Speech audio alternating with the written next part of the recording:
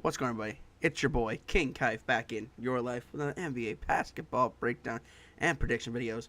As always, let's get down to a breakdown of Wednesday night games, starting off with the LA Clippers defeating the LA Lakers 125-118 behind Kawhi Leonard's 25 points, 7 rebounds, 4 assists, and 4 3-point makes. Lakers kept clawing and clawing, but what really screwed them over in this game was how they started the game and how the score was by halftime. That's just something they couldn't dig their way out of. Anytime they got back into it, somebody from the Clippers hit a big time three. Bones Highland, Kawhi Leonard, Norman Powell. They just couldn't get over that hump. And this is the lesser of two evils for my team, because now we are just still the 6th seed. So I'll take it.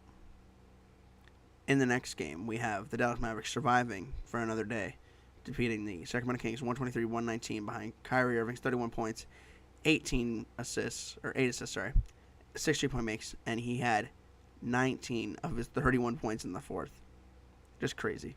Kyrie, you different, bro. In our next game, we have the New York Knicks defeating the Indiana Pacers 138-129 behind Immanuel Quickley's 39 points, 6 rebounds, 9 assists, 2 steals, and 7 3-point makes. And also, I haven't watched this game, but I saw the stats where Obi Toppin also had 30 and six or so threes, and then so did Quentin Grimes, had 30 and 6 threes. It's crazy.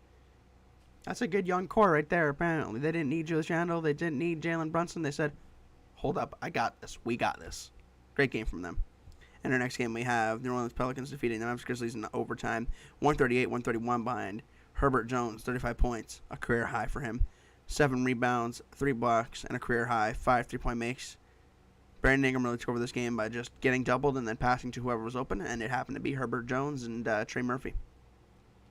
In our next game, we have the Milwaukee Bucks defeating the Chicago Bulls 105-92 behind Drew Holiday's 20 points, 8 rebounds, 15 assists, 2 steals, and 4 3-point makes. And they are still, to me, the best team, odds-wise, to win the championship, in my eyes. In our next game, we have the Celtics defeating the Raptors 97-93 behind Malcolm Brogdon's 29 points and 4 3-point makes. You could give him 6th man. Honestly, if I'm being honest, I would give 6th man to Norman Powell. Norman Powell, to me, is a more impactful 6th man of the year. To be fair, both these men really shouldn't be 6th men. They could start on any team that needs good starters. But yeah, no. They're both deserving of it, and whoever gets it, hats off to you. It most likely be Malcolm Brogdon, but I think it should be Norman Powell. In our next game, we have the Atlanta Hawks defeating the Washington Wizards 134-116 behind Trae Young's 25 points and 16 assists.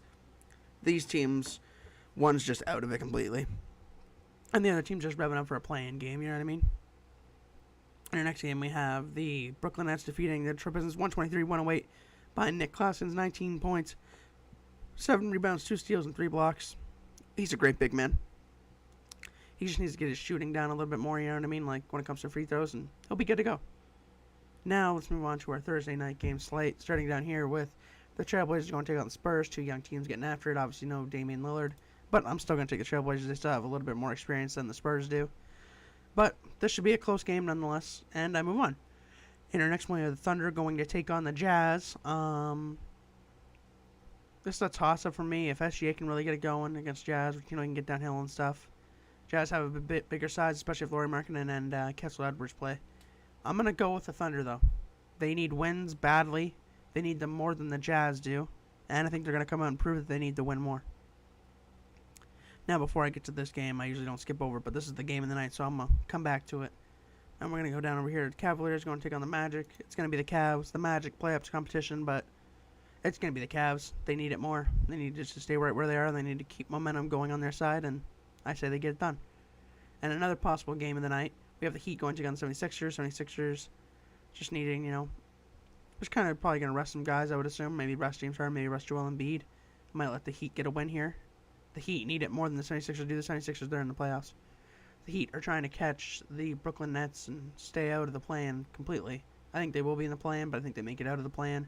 But I'm going to say the Heat get it done. I'm going to say the 76ers rest some of their guys and that the Heat get it done. But we'll see what happens. We'll see what happens. All right. And in our last and final game, we have the Nuggets going to take on the Suns. I'm going to take the Suns here. It's going to be the game of the night. It'll be a close game, but this is how it goes. The Nuggets don't have Kevin Durant and the Suns do. That's just kind of how it goes for me. Kevin Durant is that big of a difference maker, and he will be tonight, especially if he plays.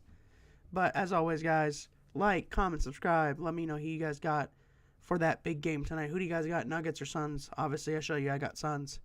And let me know all your predictions down in the comments below. Who you got winning it all and everything. And it's been your boy King Kaif, and I'm out. Peace.